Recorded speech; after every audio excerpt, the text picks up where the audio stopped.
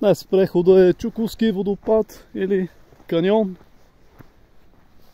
Но след това ще посетиме отсреща тези скални ниши, които от тук не се виждат, но те са в далечината.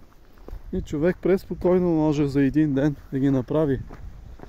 И ще видим как сме с времето, да видим и тази скална гробница до Момчилград. И сега сме до този каньон или водопад. Той е много малък, не е висок. Има изкуствени създадени бентове, има си два моста. Но си е красиво човек да види и тази част. Един много голям каньон.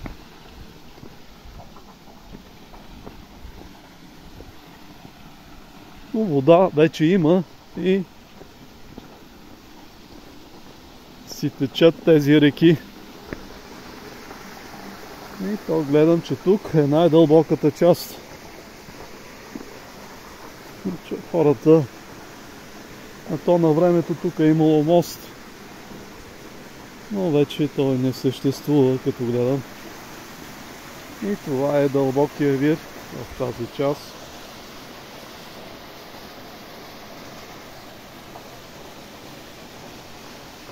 Всяко ново място си е интересно.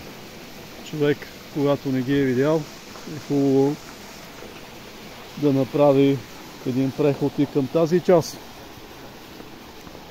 Но тази дълбока част е интересната част за мене. То е доста дълбоко. Но лятно време пресъхва. Това са едни бентове от едно време направени.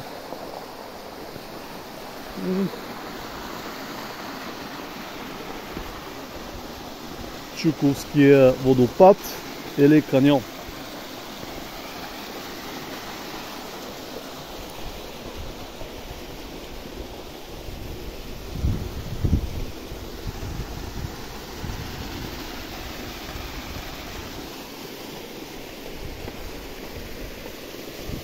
Като гледам някъде дълбочината на водата е към момента към 3-4 метра.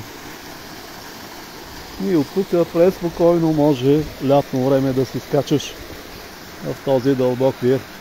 Има си като тераса, има си различни височини. По-екстремно от най-високата част, а за начинаещи от долната част. И сега да отделим малко време да разгледаме и този каньон.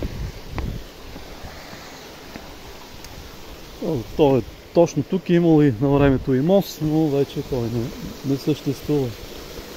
Те и хората са направили точно този стълб да се слиза в долната част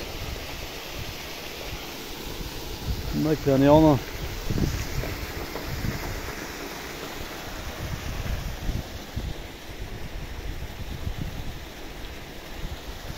Има си много селца пак в тая част.